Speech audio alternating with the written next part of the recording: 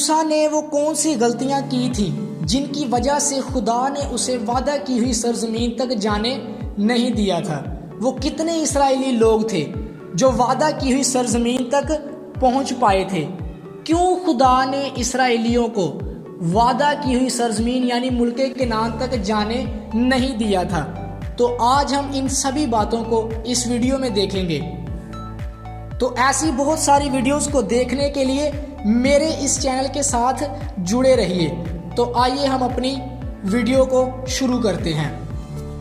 اسرائیلیوں کا مصر سے ملک کنعان کی طرف کا سفر بہت ہی زیادہ انٹرسٹنگ ہے، بہت ہی دلچسپ ہے، اور ان کو جو شخصیت لیڈ کر رہی ہے وہ ہے نبی موسیٰ۔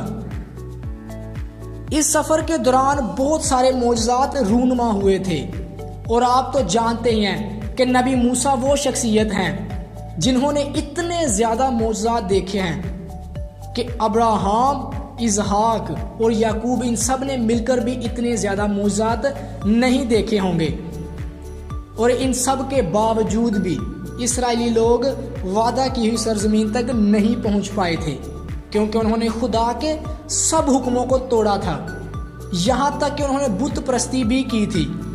اس لیے خدا نے ان سے کہا تھا کہ تمہارے بچے کنعان ملک میں جائیں گے، وعدہ کی ہوئی سرزمین میں جائیں گے، باقی سب لوگ اسی سرزمین پر رہ جائیں گے، اسی سرزمین پر ختم ہو جائیں گے۔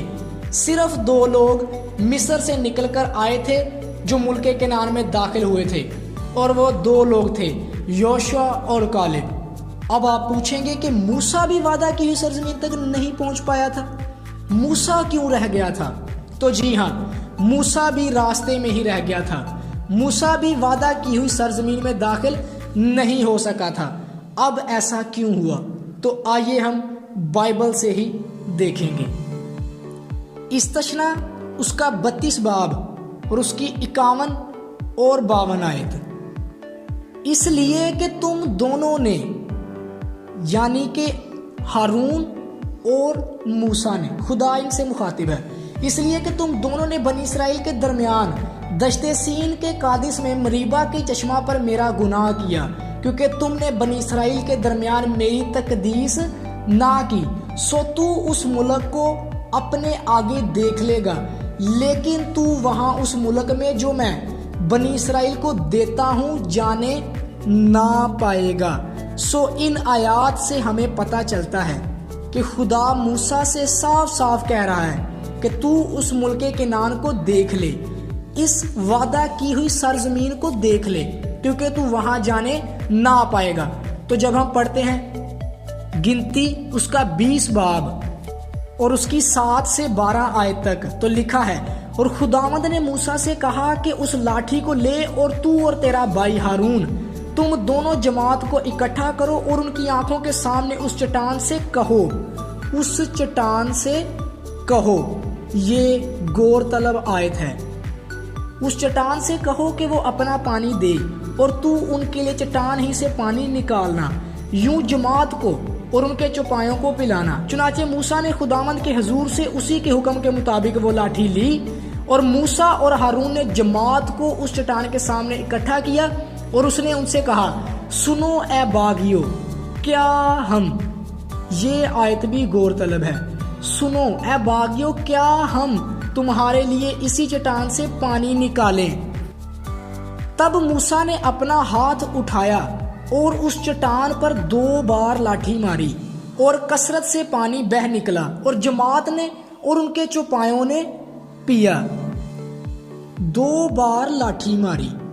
پر موسیٰ اور ہارون سے خداوند نے کہا، چونکہ تم نے میرا یقین نہیں کیا کہ بنی اسرائیل کے سامنے میری تقدیس کرتے، اس لیے تم اس جماعت کو اس ملک میں جو میں نے ان کو دیا ہے نہیں پہنچانے پاؤ گے۔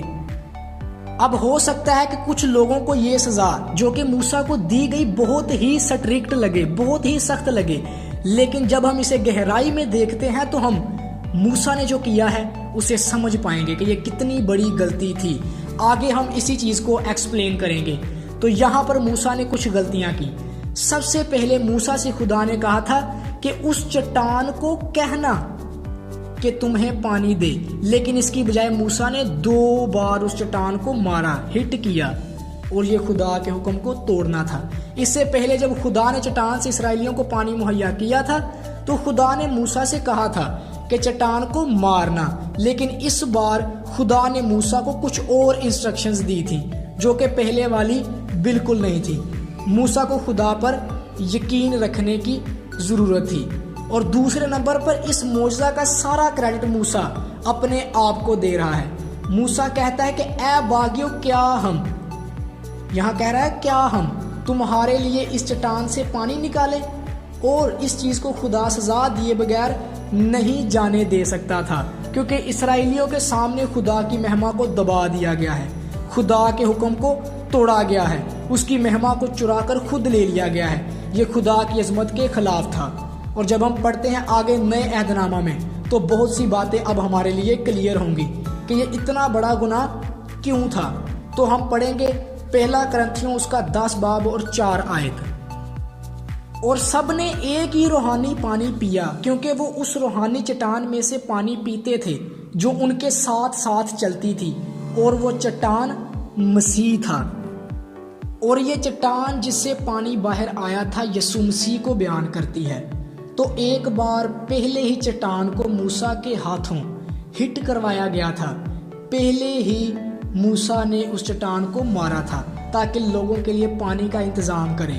اور یہ ہمیں دیکھنے کو ملتا ہے خروج 17 باب اور اس کی 6 آیت میں لکھا ہے، دیکھ میں تیرے آگے جا کر وہاں ہورب کی ایک چٹان پر کھڑا رہوں گا، اور تو اس چٹان پر مارنا تو اس میں سے پانی نکلے گا کہ یہ لوگ پئیں۔ چنانچہ موسیٰ نے بنی اسرائیل کے بزرگوں کے سامنے یہی کیا، جیسے کہ بائبل بھی ہم سے بیان کرتی ہے کہ یسوع ایک ہی بار ہماری سیلویشن کے لیے، ہمارے گناہوں کے لیے صلیب پر چڑھائے گئے، صلیب پر مارے گئے۔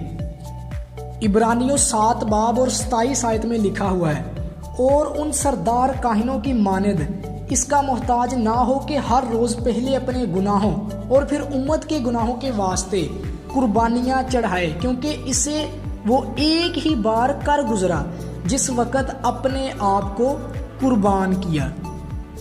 نبی موسیٰ کا اس چٹان کو بولنا دعا کو ظاہر کرتا ہے، پریئر کو ظاہر کرتا ہے، جو کہ آج ہم ایماندار لوگ کرتے ہیں۔ یسوع کو ایک ہی بار ہمارے گناہوں کے لیے مارا گیا، اور وہ آج بھی اس کے پاس آنے والوں کو زندگی کا پانی دیتا ہے جو ایمان رکھ کر دعا میں اس سے مانگتے ہیں۔ اور جب موسیٰ نے غصے میں آ کر اس چٹان کو 2 بار مارا تو اس نے بائبل کی ٹائپولوجی کو ختم کر دیا، اور یہ کرتے ہوئے اس نے دوبارہ یسوع کو صلیب پر چڑھایا۔ اب میں امید کرتا ہوں کہ آپ سب اس بات کو سمجھ گئے ہوں گے کہ یہ اتنی بڑی غلطی کیسے تھی اور کیوں خدا نے نبی موسیٰ کو اتنی بڑی سزا دی۔ تو نبی موسیٰ کی اس کہانی سے ہمیں سبق ملتا ہے کہ ہمیں خدا کے حکموں کو توڑنا نہیں چاہیے، بلکہ ہر کام میں اس کی مرضی بجا لانی چاہیے۔ تو آج ہی سے فیصلہ کریں کہ آج کے بعد ہم خدا کی مرضی کو بجا لائیں گے۔ آمین۔ تو بائبل سے متعلق گہرے رازوں کی ویڈیوز کو دیکھنے کے لیے میرے اس چینل کو سبسکرائب کیجئے اور بیل آئیکن کو پریس کرنا نہ بھولیے، تاکہ آنے والی ویڈیوز کا نوٹیفیکیشن سب سے پہلے آپ کو ملے۔ شکریہ۔